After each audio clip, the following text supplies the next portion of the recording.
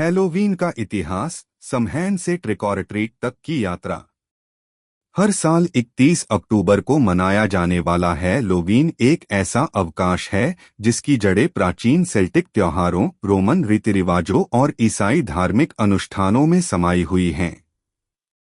समय के साथ यह त्योहार भूतों को भगाने और भविष्यवाणियां करने से लेकर वेशभूषा पहनने और ट्रिक और ट्रीट तक एक सामुदायिक और व्यावसायिक उत्सव में बदल गया है। एक प्राचीन सेल्टिक त्योहार समहैन में उत्पत्ति। हैलोवीन की उत्पत्ति लगभग 2000 साल पहले के प्राचीन सेल्टिक त्योहार समहाइन में हुई थी। सेल्ट्स, जो मुख्य रूप से वर्तमान आयरलैंड, यूनाइटेड किंगडम और उत्तरी फ्रांस में रहते थे, 1 नवंबर को अपना नया साल मनाते थे। यह दिन फसल और गर्मियों के अंत और अंधेरी, ठंडी सर्दियों की शुरुआत का प्रतीक था, एक ऐसा समय जिसे अक्सर मानव मृत्यु से जोड़ा जाता था। मान्यता सेल्ट्स का मानना था कि नए साल की पूर्व संध्या यानी 31 अक्टूबर की रात को जीवित और मृत लोगों की दुनिया के बीच की सीमा धुंधली हो जाती थी। वे इस रात को समहैन मनाते थे, जब यह माना जाता था कि मृतकों की आत्माएं पृथ्वी पर लौटती हैं।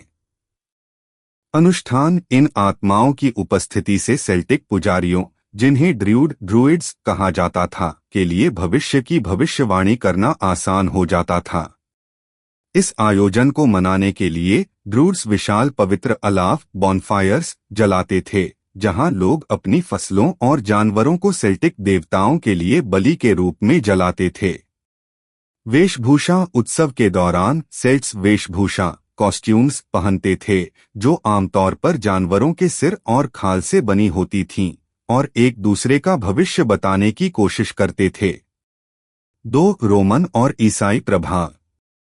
ईसा के 43 वर्ष बाद रोमन साम्राज्य ने अधिकांश सेल्टिक क्षेत्र पर विजय प्राप्त कर ली।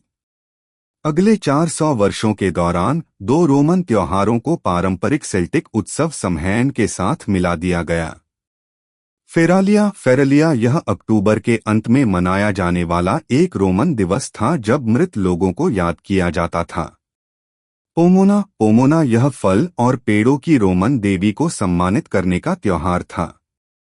पोमोना का प्रतीक सेब है, और इसी त्योहार को समहैन में शामिल करने से संभवतः बॉबिंग फॉर एप्पल्स, पानी में तैरते सेब को मुंह से निकालने का खेल की हैलोवीन परंपरा की शुरुआत हुई।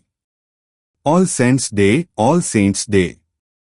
जैसे जैसे ईसाई धर्म का प्रभाव सेल्टिक क्षेत्रों में फैला, इसने धीरे धीरे पुराने सेल्टिक अनुष्ठानों को बदलना या मिलाना शुरू कर दिया। 609 ईस्वी पोप बोनिफेस चतुर्थ ने 13 मई को सभी ईसाई शहीदों को समर्पित करने के लिए ऑल मार्टियर्स डे की स्थापना की। 8वीं शताब्दी पोप ग्रेगरी III ने इस त्योहार को सभी संतों सेंट्स तक विस्तारित किया और इसे 1 नवंबर को मनाने के लिए स्थानांतरित कर दिया। 1000 ईस्वी चर्च ने 2 नवंबर को ऑल सोल्स डे घोषित किया, जो मृतकों का सम्मान करने का दिन था। कई लोगों का मानना है कि चर्च ने मृतकों के सेल्टिक त्योहार को बदलने के लिए यह छुट्टी बनाई थी। ऑल सोल्स डे को काफी हद तक समहैन की तरह ही मनाया जाता था। बड़े अलाव, परेड और संतों, स्वर्गदूतों और शैतानों के रूप में वेशभूषा पहनना।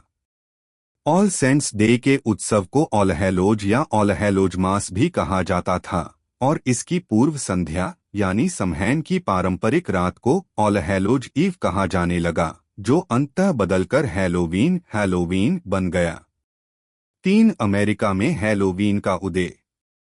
अपने प्रारंभिक चरण में कठोर प्रोटेस्टेंट विश्वासों के कारण अमेरिका के औपनिवेशिक न्यू इंग्लैंड में हैलोवीन का उत्सव बहुत सीमित था। नई परंपराएं, विभिन्न यूरोपीय जातीय समूहों और अमेरिकी इंडियनों के रीति रिवाजों के मेल से हैलोवीन का एक विशिष्ट अमेरिकी संस्करण उभरना शुरू हुआ। शुरुआती समारोहों में प्ले पार्टियां शामिल थीं, जो फसल का जश्न मनाने के लिए आयोजित की जाती थीं। पड़ोसी मृतकों की कहानियां सुनाते थे, एक दूसरे का भविष्य बताते थे, नाचते और गाते थे। प्रवासियों का प्रभाव 19वीं शताब्दी के उत्तरार्ध में लाखों नए अप्रवासी, खासकर आयरिश आलू अकाल से भाग रहे लोग अमेरिका आए। इन प्रवासियों ने देश भर में हैलोवीन के उत्सव को लोकप्रिय बनाने में मदद की।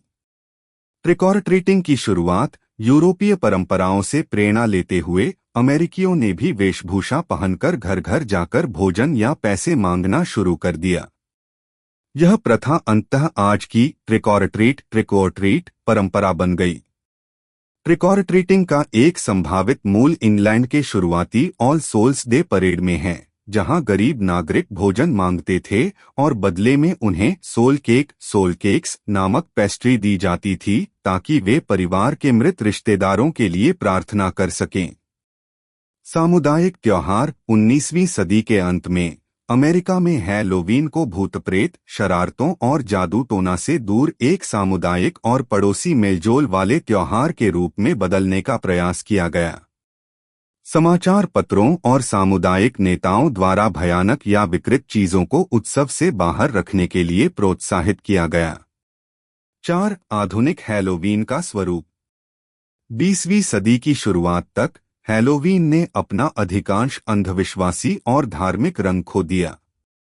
1920 और 1930 का दशक हैलोवीन एक धर्मनिरपेक्ष लेकिन समुदाय केंद्रित अवकाश बन गया, जिसमें परेड और शहर भर में हैलोवीन पार्टियां मुख्य आकर्षण थीं।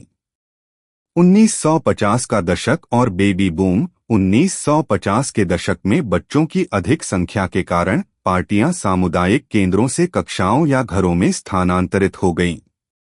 1920 और 1950 के बीच सदियों पुरानी ट्रिक और ट्रीटिंग की प्रथा को पुनर्जीवित किया गया।